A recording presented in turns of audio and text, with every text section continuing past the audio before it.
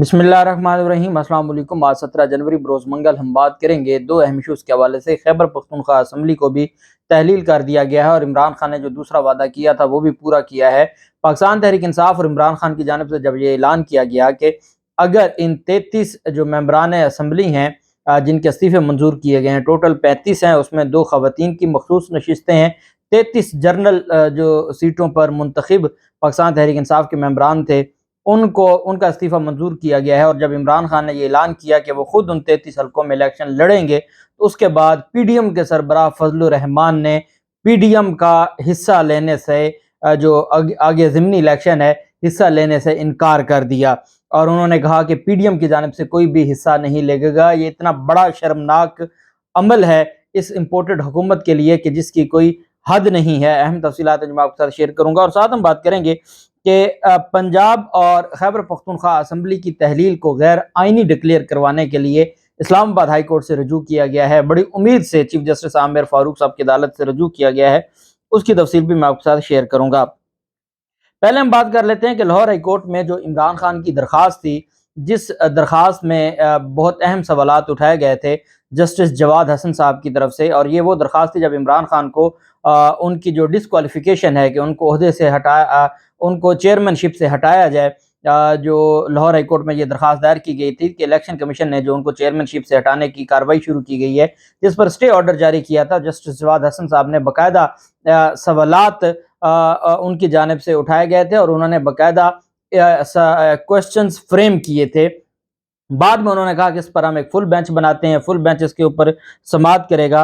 Chief justice Lahore high court ने आज full bench बना दिया है और ये 5 रुकनी फुल बेंच है जो जस्टिस शाहिद बिलाल हसन साहब की सरबराही में जस्टिस शम्स महमूद मिर्ज़ा, जस्टिस शाहिद करीम, जस्टिस शहराम सरवर और जस्टिस जवाद हसन शामिल हैं। ये 5 रुकनी बेंच है, लाहौर हाई कोर्ट का फुल बेंच है जो समाअत करेगा। अभी तारीख मुकर्रर नहीं हुई समाअत के लिए, अभी सिर्फ फुल बेंच बना है और उम्मीद है कि ये 23 जनवरी से जो समाअत जो नया हफ्ता शुरू हो रहा है तो उसमें ये समाअत शुरू हो जाएगी। ये 5 रुकनी बेंच है जो हमेशा हमेशा के लिए इलेक्शन कमीशन का जो दायरा इख्तियार है उसको तय करने जा रहा है। जस्टिस जवाद हसन साहब उस बेंच का हिस्सा हैं जिस बेंच ने अब ये फैसला करना है, चूँकि ये सवालात जो उठाए गए थे वो जस्टिस जवाद हसन साहब की जानिब से थे। जबकि दूसरी जानिब जाली बैंक अकाउंट्स केसेस में मजीद जो 21 टोटल जाली बैंक अकाउंट्स के केसेस थे, जिसमें से 14 केसेस को वापस भिजवा दिया गया है जज मोहम्मद बशीर की जानिब से। जाली बैंक अकाउंट्स केसेस में 21 में से 14 केसेस रेफरेंसेस नैब को वापस भिजवा दिए हैं। ये जो आसिफ जरदारी के फ्रंट मैन ओमनी ग्रुप वाले अब्दुल गनी मजीद हैं, उनके खिलाफ जाली बैंक अकाउंट्स का 14वां रेफरेंस भी आज वापस कर दिया है। सुप्रीम कोर्ट ऑफ पाकिस्तान में जो मामला चल रहा है, और आप जानते हैं कि सुप्रीम कोर्ट ऑफ पाकिस्तान बार बार ये कह रही है कि एहतसाब का जो मामला है पार्लियामेंट ने देखना होता है, ये है वो है, जो सारी बातें हम आपको सुनाते रहते हैं।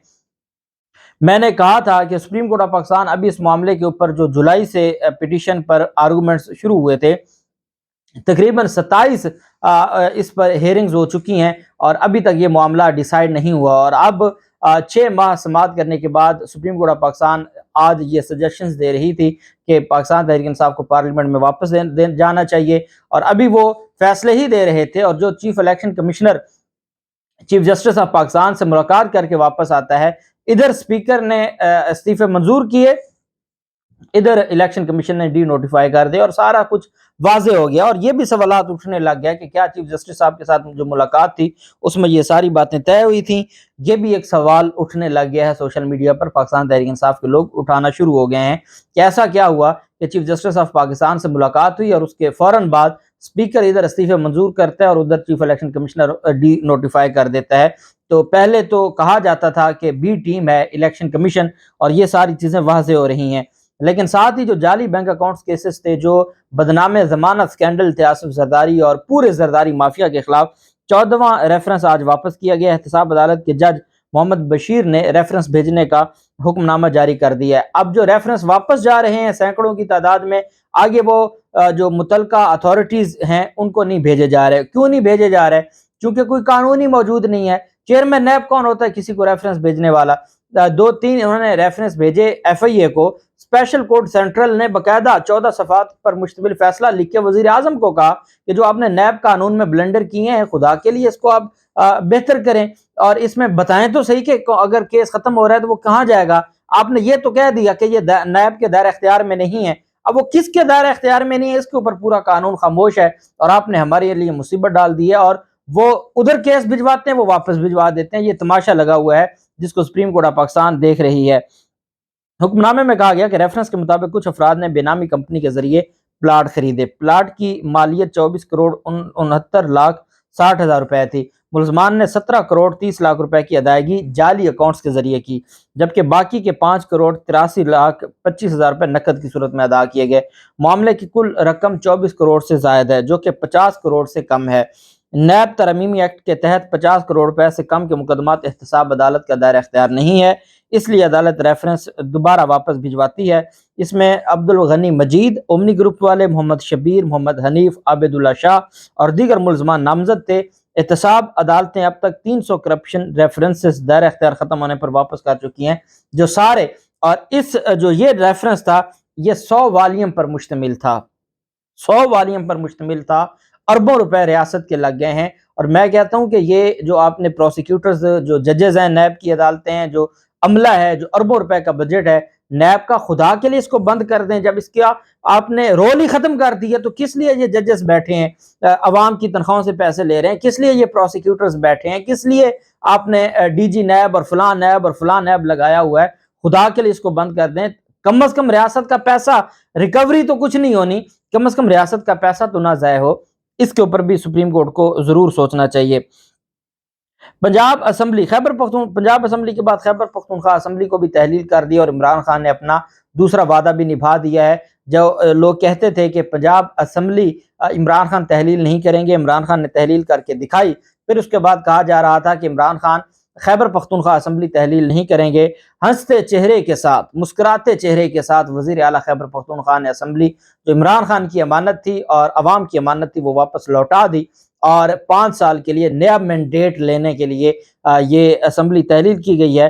گورنر خیبر پختونخوا کو بھجوا دی گئی ہے. گورنر خیبر پختونخوا اس کو مانیں گے، اس کی اگر تو اس کو منظور کریں گے ٹھیک ہے، نہیں تو چونکہ پہلے نون لیگ کے گورنر نے بھی نہیں ایکسیپٹ کیا تھا تو وہ الٹیمیٹلی 48 گھنٹے گزرنے کے بعد 19 جنوری کی رات 9 بجے 17 جنوری کی شام رات 9 بجے یہ اسمبلی تحلیل ہوئی. اب یہ 19 جنوری کی رات 9 بجے تک یہ خود بخود تحلیل ہو جائے گی اور اس کا جو ہے آگے انٹرم سیٹ اپ کے حوالے سے وہ بھی شروع ہو جائے گا.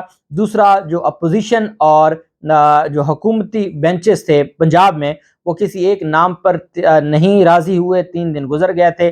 اب گورنر نے معاملہ اسپیکر کو بھجوا دیا ہے. اسپیکر اب کمیٹی بنائے گا اپوزیشن کی بھی اور حکومتی ممبران کی، وہ ڈسکس کریں گے. اگر تو وہ کسی نام پر راضی ہو گئے تو ٹھیک ہے، نہیں تو پھر معاملہ الیکشن کمیشن کے پاس جائے گا اور الیکشن کمیشن پھر وہی کریں گے جو ان کو اوپر سے کہا جائے گا.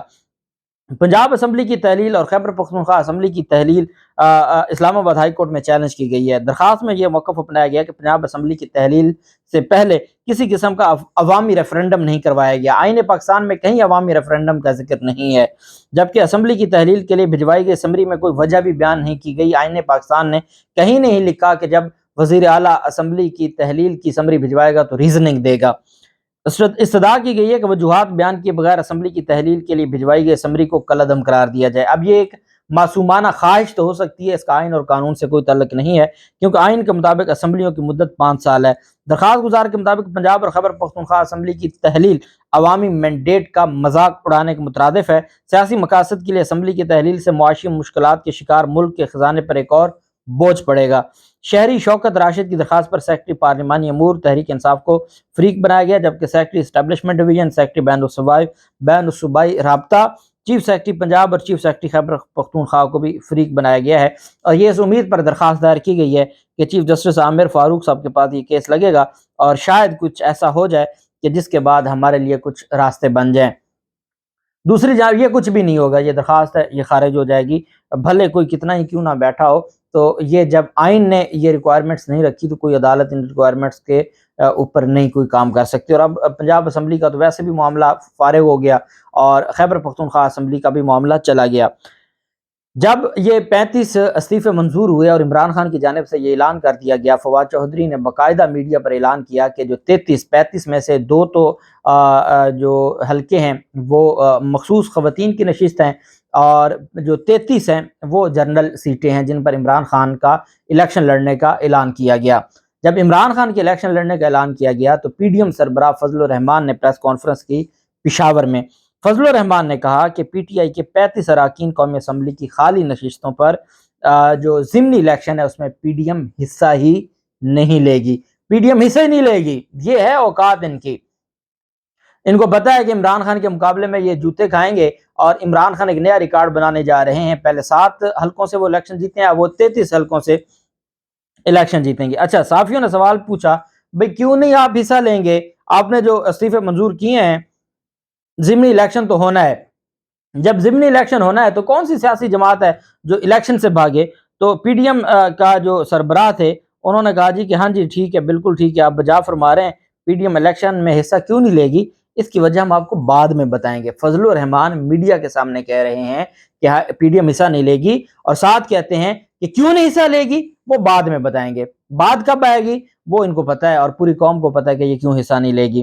فضل الرحمان نے کہا کہ یہ جو سارا معاملہ ہے، چونکہ اس میں اب عمران خان جان بوجھ کے یہ سارا کچھ کریں گے، اور وہ اسمبلی میں نہیں آتے لیکن وہ الیکشن لڑتے ہیں، اس وجہ سے جو پی ڈی ایم ہے وہ الیکشن نہیں لڑے گی۔ ان کا فیصلہ پہلے ہی ہو چکا ہے، یہ پہلے ہی 35 کی 35 جو نشستیں ہیں وہ یہ ہار چکے ہیں۔ عمران خان سے یہ 35 ممبران اسمبلی کی جو سیٹیں ہیں یہ ہار چکے ہیں۔ جب انہوں نے اس میں الیکشن میں نہ جانے کا کہہ دیا ہے، جب انہوں نے کہہ دیا کہ ہم الیکشن میں ایسے نہیں لیں گے، تو عمران خان تو بلا مقابلہ جیت گیا الیکشن۔ باقی کون آزاد کسی کی ہے یہ جرت کہ وہ آزاد الیکشن لڑے؟ عمران خان کے مقابلے میں کوئی بھی اتنا پاگل نہیں ہے کہ 4-5 ماہ اگر اسمبلی ان کے بقول اکتوبر تک بھی رہے تو 4-5 ماہ کے لیے کون الیکشن لڑے گا؟ کوئی بھی نہیں آئے گا عمران خان کے مقابلے میں۔